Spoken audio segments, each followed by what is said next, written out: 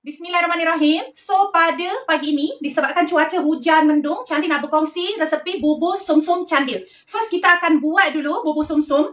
Lepas tu, kita akan buat candil. Okay, first untuk bubur sumsum, Cantik akan masukkan tepung beras. Ya. Tepung ubi kayu sikit. Masukkan garam. Garam dah masuk. Sekarang kita masukkan air dengan santan. Okey, masuk air. Masukkan santan. Kita akan masak dia guna api sederhana kecil sampai pekat, sampai meletup-letup. Korang kena masak betul-betul. Kalau tak, dia akan cepat basi korang.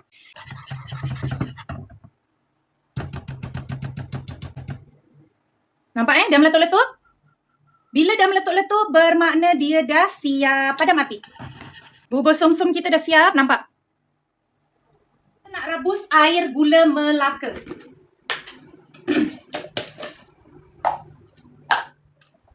Tambahkan garam. Masukkan daun pandan. Tambahkan air.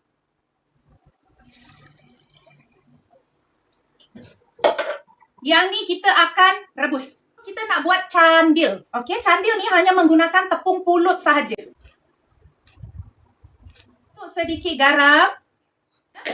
Air suam masuk sikit-sikit. Bismillahirrahmanirrahim. Akan pewarna kuning.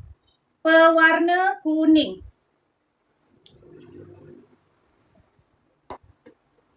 Satu resipi ni dia boleh untuk 3 orang makan. Ya, satu resipi ni untuk 3 ke 4 orang makan. Kita tadi dah masak air gula Melaka.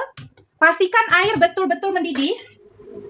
Pastikan air gula ni betul-betul mendidih. Sekarang kita akan masukkan candil.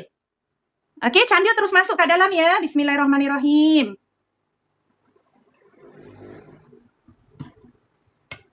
Tu kita punya candil. So, korang boleh hidang keadaan suam atau keadaan sejuk. Memang sama-sama sedap. Tolonglah cuba bubur sumsum candil ni. Memang sangat sedap. Cara makan dia, akak memang kena ambil bubur sumsum dengan candil. Cara makan dia bubur sumsum dengan candil, makan sekali arung. Ya, bismillahirrahmanirrahim.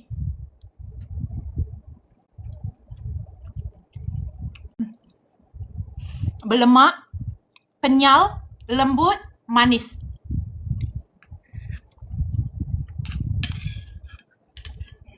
Ambil bubur sumsum dengan candil.